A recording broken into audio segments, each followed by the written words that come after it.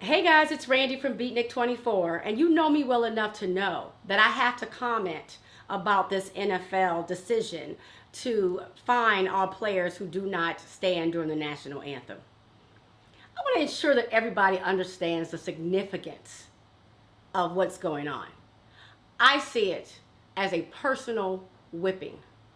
I see it at the same as when a slave used to try to get freedom, when a slave would try to stick up for some rights, that they would not just whip him privately.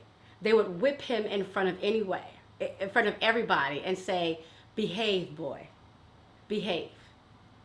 I feel like the first whipping came when Colin Kaepernick was no longer hired for a job, when he was not employable, when he was blacklisted. I felt that the message they sent to every football player was, should you decide to speak up for injustice against African Americans, you will not have a job. You will not be able to feed your families. And so what happened? In an organization where 73% of the employees are African American males, no one in real big numbers supported Colin Kaepernick because they've worked their entire lives to be at the top of their careers, making the most money they probably will ever make, and they have families dependent upon them.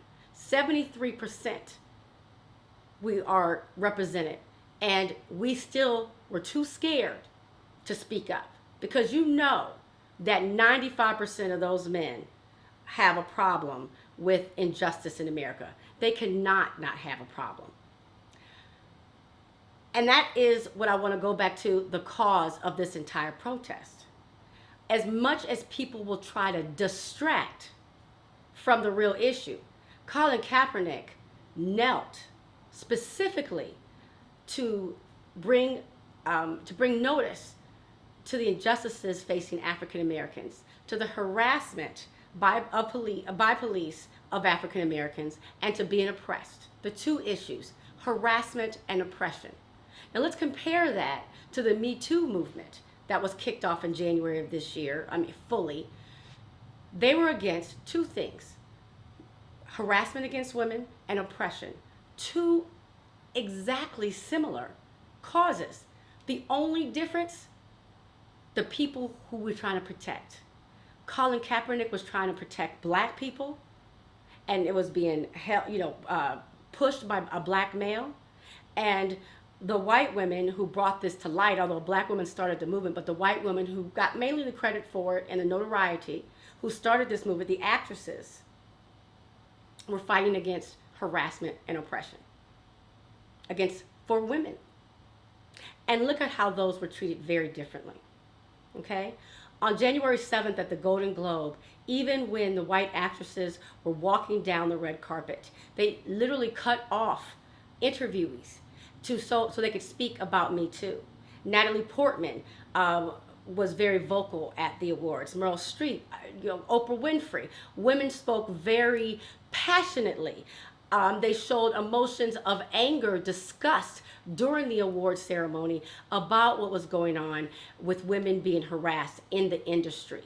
The award show, which is supposed to be for entertainment, for us to watch, was fully, I would say, about the Me Too movement for the most part. Not just the women, but the men spoke about it. So when Colin Kaepernick went to kneel, not even speak, when he silently knelt, one of the first arguments was that he is there to entertain people and to play football, and he had no right to talk. Shut up, boy, and do your job. You're not allowed to have an opinion. I did not hear that message voiced once to the women who spoke up against harassment. I didn't hear it once. I never heard someone say, just act, girl. Just act. Or I never heard anyone say, this is time to award the movies at the Golden Globes. This is not time to talk about your cause. But that's what we heard when it came to Colin Kaepernick.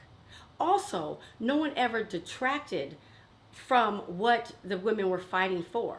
But what people have so heartily tried to do is say that Colin Kaepernick was not fighting for injustice against black people and oppression, but they tried to make it an issue that he was not being American. Because as Americans, as black Americans, we are supposed to be quiet, shut up, and act as if we're happy regardless of what's going on.